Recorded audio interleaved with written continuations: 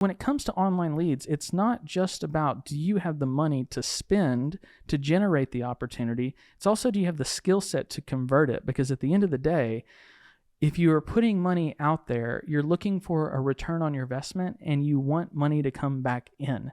That's why you're in business. I know you want to serve and you want to help and you want to build long-lasting relationships. I want you to do that too. But at the same time, if you can't afford to continue testing, then you can't serve all those clients that you want to take care of and create forever clients for the rest of your business.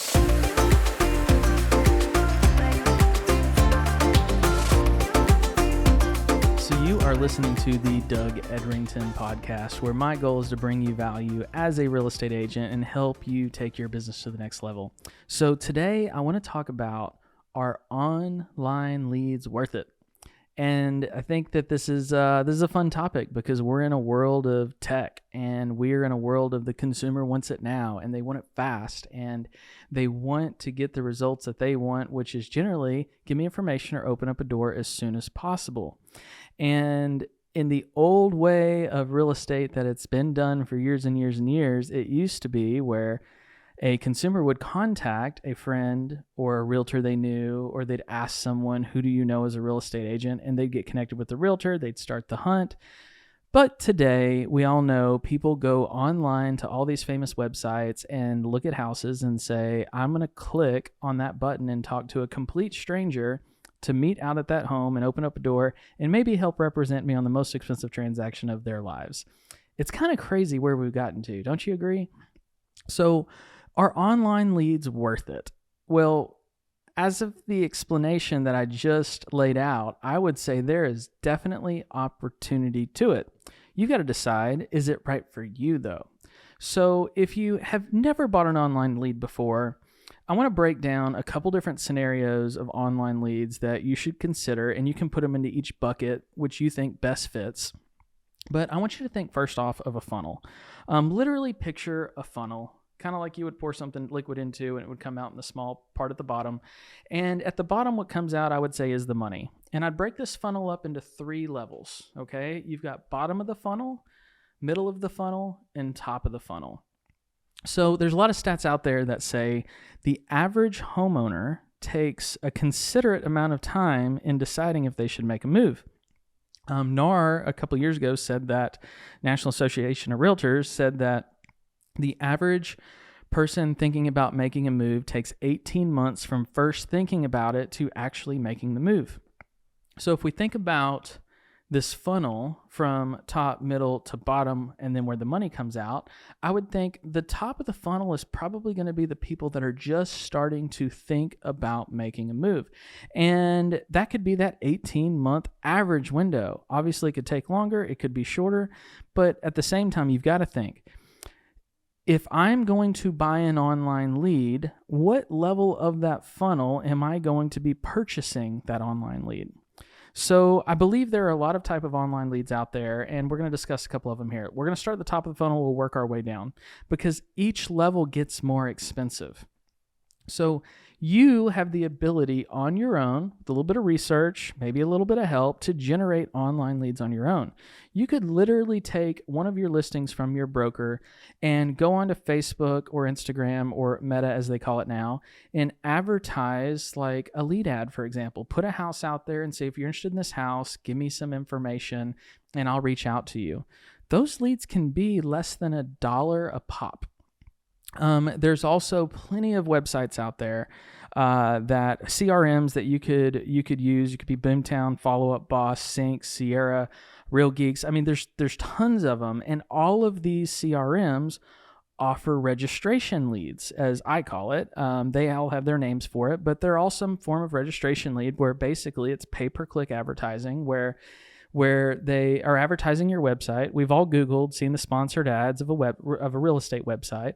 Homes for sale in Chattanooga, pops up your website, and next thing you know, you're buying a lead. I find that those leads, generally with Google pay-per-click advertising, can cost anywhere from $7 to $13 a lead. Seems to be the going rate if you're going through some of these CRMs that do the work for you. Maybe you can get it cheaper if you do it on your own, but that takes a specialty of knowing how to do it and what to do. But that top of the funnel lead of people that are just curious, they're just interested. Maybe they just want to see more pictures, and your call to action that made them put their name, phone number, and email address in it, it forced them to give you their information, and you got to have a conversation with them. Now, the next level, that middle of the funnel lead, okay? And I guess I should back up. That top of the funnel lead, they're in research phase. They're trying to figure out, should they actually make a move? They're just thinking about it, right? Now, as we move down to the middle of the funnel, what you're going to capture is someone who is maybe made the mental decision or the family decision that they're going to move, but they don't know how to do that yet.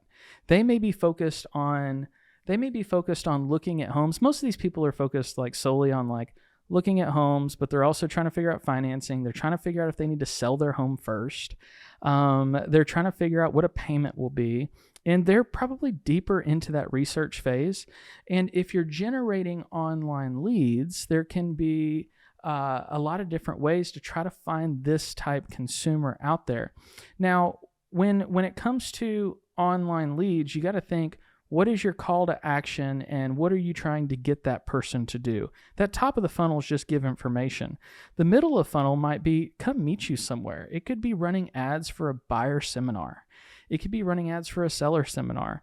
Maybe you're trying to get them to do something a little bit more specific, which might cost more money to get a very specific audience. If you think about advertising on Meta or advertising on Google, the more specific of the ask that you're asking the algorithm to give you, the more expensive it's going to be. And that lead value could start to get more expensive along that path.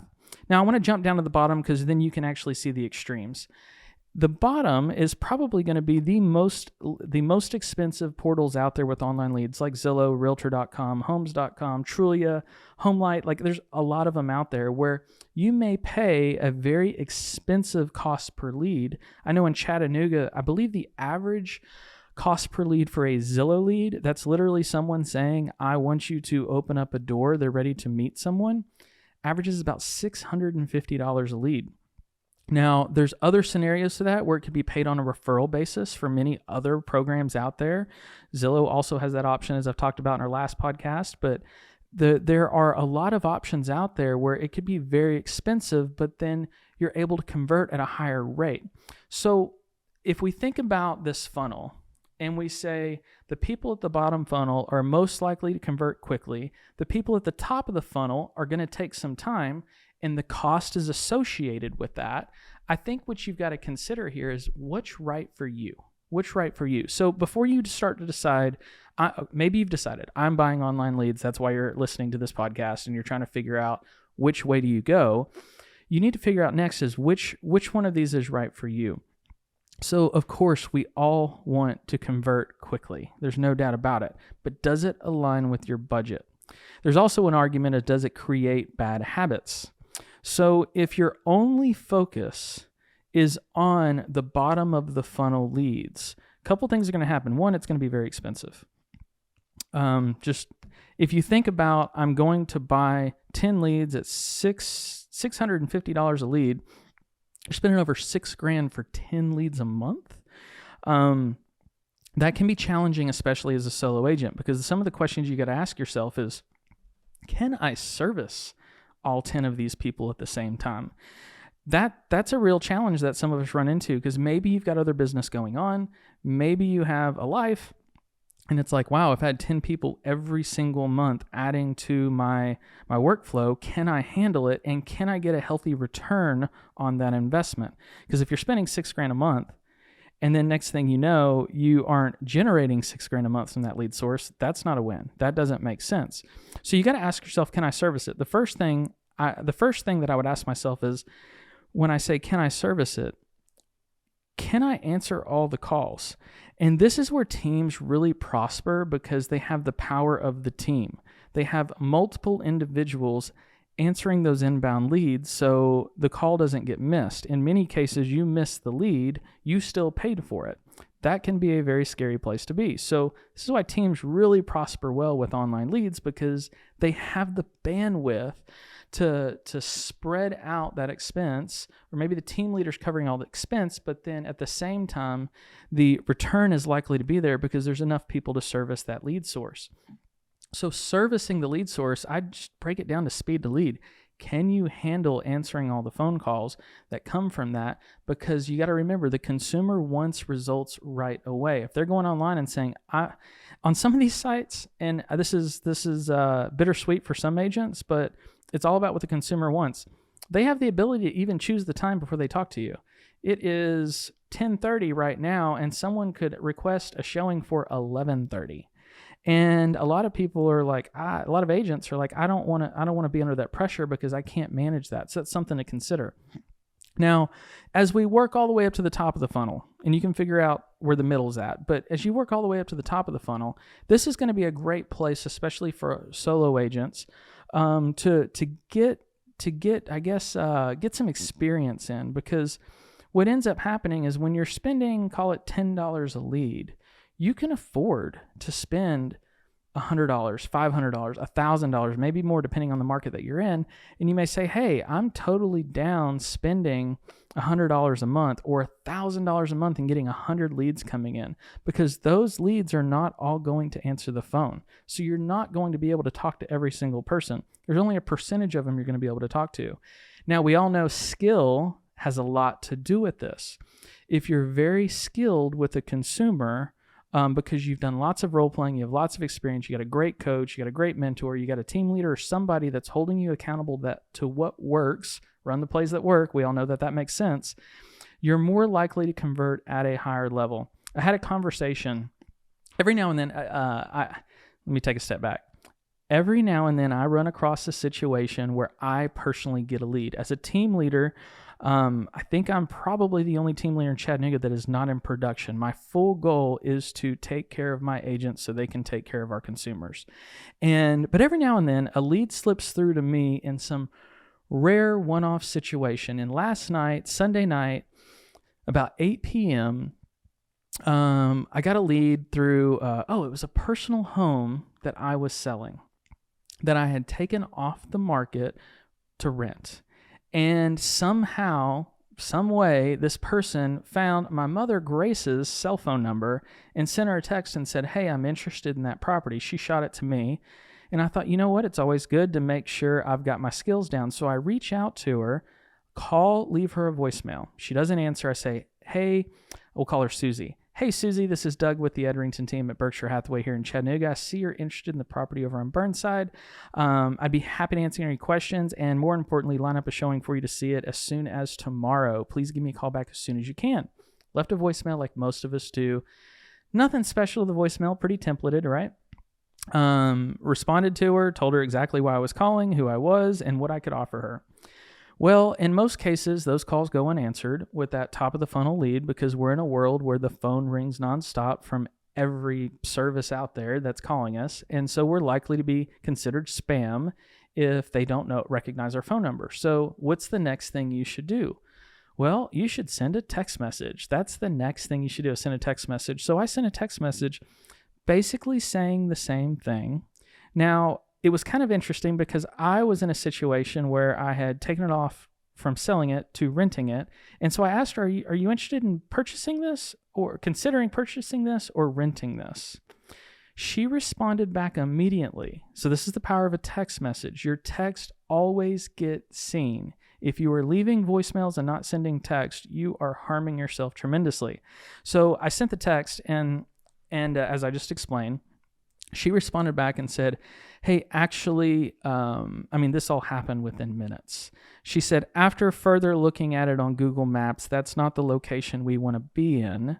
Also, we're early on in the process. We need to sell a home in North Georgia, which our team services as well. And so thanks for responding quickly, not for me. Now, some people take that as a roadblock. I see it as an opportunity. An objection is a gift. And so if you're going to have online leads, you've got to be really good at objection handling. So I got to work. I responded very quickly. And I'm communicating through the format that she chose to communicate with at first. If I try to get her on a phone call right away, she's not going to talk to me. but she's already talking to me through text message, so I might as well continue the flow that's going. I responded back to her, hey, I completely understand. So what part of town are you considering looking at? And oh, by the way, no bother at all. Most people take 18 months at looking for a home.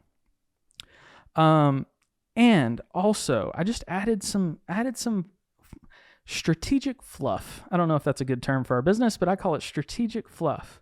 I let her know because I've been doing some research lately, preparing for some of these podcasts. And I said, hey, oh, and by the way, since you're reaching out online, talking to agents, I'd love to give you a tip. Did you know that 49% of all agents in our marketplace sold one or less homes last year? And I'd hate you to trip across the wrong agent to help you make the largest decision of your life, financially speaking, potentially. And so you happen to trip across the number one team in town. I think what would be best is if you potentially interviewed agents before you looked at homes. Doesn't mean you have to make a move now. And I summed this up a little bit. It was in a text message, but this was the point I was getting across. She responded, oh my gosh, you're kidding? That was her response. There was the shock factor, the wow factor. She was surprised that half of the agents don't sell a lot of houses. And she responded back to me, that sounds amazing. I would love to have a conversation and interview you, because I coached her that she needed to interview agents. And so the conversation led on to setting up an appointment for Tuesday night. Yesterday was Sunday, today's Monday. Set an appointment for Tuesday night for one of our agents on our team to go out and meet them, not just at our office, not at a random house, but at their personal home that they need to sell.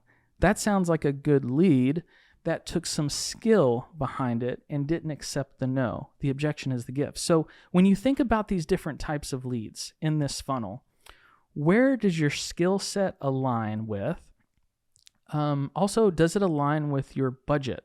Because if you have zero experience or zero training on converting these online leads and you say, I'm going to buy the most expensive lead, I can tell you right now it's going to be a very financially painful event that you're about to go through. So now, on the flip side, with the top of the funnel leads that are a lot less expensive, that can be painful too, because it's no fun to constantly call people and not get the responses that you need. So when it comes to online leads, it's not just about, do you have the money to spend to generate the opportunity? It's also, do you have the skill set to convert it? Because at the end of the day, if you are putting money out there, you're looking for a return on your investment and you want money to come back in. That's why you're in business. I know you want to serve and you want to help and you want to build long-lasting relationships. I want you to do that too. But at the same time, if you can't afford to continue testing, then you can't serve all those clients that you want to take care of and create forever clients for the rest of your business. So I want to challenge you to think, when it comes to, are online leads worth it? There's a couple things. 1, do you have the skill set to back it up? 2, can you manage the speed to lead? 3, can you afford to test until you get an ROI on it to where it makes sense? Now, you may watch this video and you may say, okay, this is interesting. I've learned a few things. Now, maybe I'm not ready to go out and spend the money yet because I need to learn the skills that need to get in place. How do you do that? Go to your broker, go to your team leader, and say, hey, I'm thinking about buying this. I'd like to practice. I'd like to role play. Do you have a script? Go to YouTube, watch more of our content, and figure out what is exactly do I need to say and get really good at it, and then start testing financially. The other scenario you could do is you could consider joining a brokerage or a team that will provide the leads for you. Now, anytime someone provides leads for you, they probably have some sort of quota, for lack of a better term, or a conversion rate they're expecting. They also want a return on their money. I would say this is a great way to get in the business, because if they are investing in you financially, they are probably going to invest in you on a skill set side of things as well. And I feel like that is really key to creating success with these online leads. It's a great opportunity to build your business. We're in the world of tech. There's no turning back. We're beyond the days of everybody just referring you out because they did business with you, or someone else did business with you. Now, still take advantage of that. Still focus on that. It should be at least 50% of your business. But I would argue to build a healthy, growing business, you definitely want online leads, but you need the skills and the management and the accountability to make it work. If you are in a situation right now where you're like, I'm committed to this big project, or this big contract, not project, but this big contract. I paid for 12 months worth of leads from this service and they're not converting, and you're looking for help, reach out to me, reach out to another team leader, reach out to your broker and say, hey, will you split this contract with me? Will you help me out? Will you help me get some relief here? Because I think I jumped in head first and I didn't have the skills in place. So there's financially, but then there's also skill set help you can ask for. There are ways to help turn that train around if you found yourself in a tough spot. If you aren't spending the money yet and you want to get started, again, I'd still lean on your broker, your team leader, or give someone like me a shout and say, hey, how can we maybe do something together so where we can both profit to get these online leads to a positive ROI? So I want to end with, are online leads worth it? Absolutely, if you do the right things, if you do the things that work. So are they? The only reason that they're not worth it is if you're not willing to put in the effort, if you're not willing to commit to the skill set, if you're not willing to do the things that work. So I hope this is helpful. Thank you for listening to the Doug Edrington podcast. This is one of my favorite topics. I could go on for days about this, but I want to respect your time, and I appreciate you letting me give you a little bit of my time today. Have a great day.